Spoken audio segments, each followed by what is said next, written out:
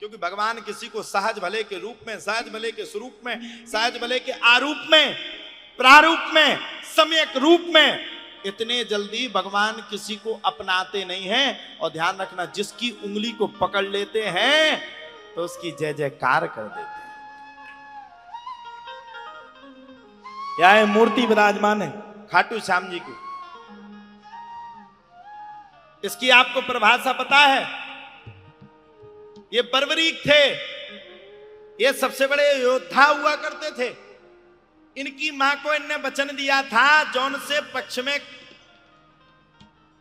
कमजोरी आएगी उस पक्ष के तरफ से मैं युद्ध लड़ूंगा। भगवान सत्य की तरफ थे, पांडवों के पास तो सिर्फ भगवान थे, रथ चला रहे थे। बर्बरीक पहुंच गए, भगवान भी पहुंच गए बर्बरीक को देख करके। बर्बरीक ने देखा, भगवान को प्रणाम किया। भगवान ने कहा, अरे बर्बरीक, किस प्रकार से आगमन हुआ है? बर्बरीक ने कहा, मुझको कौरवों के पक्ष से जाकर के युद्ध करना।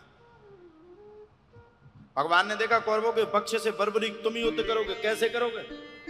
बर्बरीक बोला, अगर भगवान मैं चाहूं तो एक पलक के झपकते पूरे युद्ध को समाप्त कर दूंगा।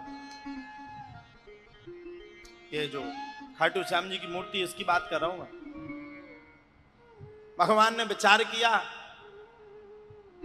इतना बड़ा साम्राज्य, भीष्म पितामह जैसे महान योद्धा,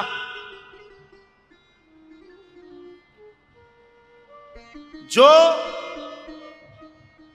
इतना बड़ा युद्ध करने में परस्परता, जो इतने बड़े युद्ध करने में सक्षम, जिनसे लड़ने वाला कोई पैदा नहीं हुआ, जिसमें कर्ण जैसे महान योद्धा, जिसमें गुरु द्रोणाचार्य जैसे महान योद्धा, जिस युद्ध भूमि में इतने बड़े बड़े अर्जुन जैसे गांडीवधारी, कर्ण जैसे महान योद्धा, लड़ने वाले भीमसेन जैसे महान गदाधारी, और ये कहता है कि मात्र एक पलक के झपकते ही पूरे युद्ध को मैं पूर्ण कर दूंगा।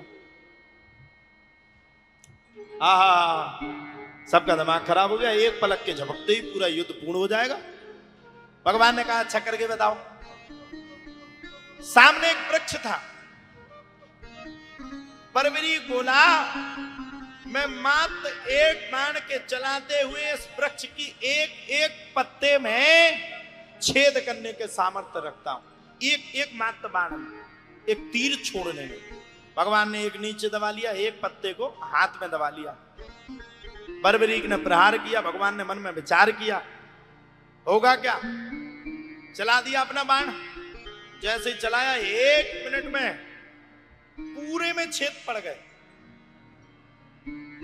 जितने योद्धा थे उन सबको निशान लग गया। यानी कि बर्बरीक ने भगवान कृष्ण को बताया कि पहला जो मेरा तीर छूटेगा, एक में निशान बनाऊंगा, और दूसरा तीर जब छोड़ूंगा, दूसरे तीर में सबको समाप्त करने की पूरी ताकत मैं रखता हूं। और गुरु भीष्म पितामह, जिनकी आपने कथा सुनी होगी, सबने सुना होगा, इच्छा मृत्यु का जिन्हें वरदान है। भगवान ने देखा जैसे ही वो सब हो गया, सब छेदे छेदे हो गए। भगवान ने जो पत्ते को दबाए थे वो खोल करके देखा, उसमें भी छेदा हो गया। भगवान समझ गए योद्धा तगड़ा है। भगवान ने तुरंत हाथ में चक्र को लेकर के, सुदर्शन चक्र को मंगवा करके बर्बरीक के सर को काट करके भगवान ने एक तरफ कर दिया।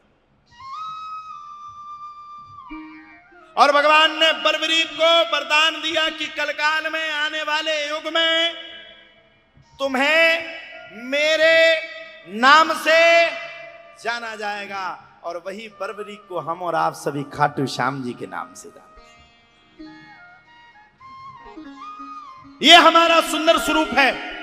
कहने का सीधा सीधा शब्दार्थ, कहने का सीधा सीधा मतलब, कहने का मेरा पूरा पूरा अभिप्राय बस एक ही बात पर है, एक ही शब्द पर है। आप लोग गौर से सुनिएगा, गौर से समझिएगा। भगवान किसी पर भी, कभी भी, किसी भी समय पर, किसी भी स्थिति पर कब किसको राजा बना दे और कब किसको राजा से रंक बना दे, कोई हम और आप सभी को पता नहीं। और बात आई अगर मृत्यु की, तो आप लोग बताओ, मृत्यु क्या किसी को यह पता है कि हमारी मृत्यु कब आने वाली है? है कोई यहां पर जो बता सके कि महाराज जी हम 90 साल में मरेंगे? है कोई? है कोई? नहीं है। पता नहीं इस पंडाल में बैठे बैठे हम अपने प्राणों का त्याग कर दें, पता नहीं घर पे जाएं किस स्थिति में लेट जाएं, लेटते ही रह जाएं। इसलिए समय पर हमारे सामने समय है, उसका सदुपयोग करके हमें भगवान की भगवत कथा को सुनना चाहिए।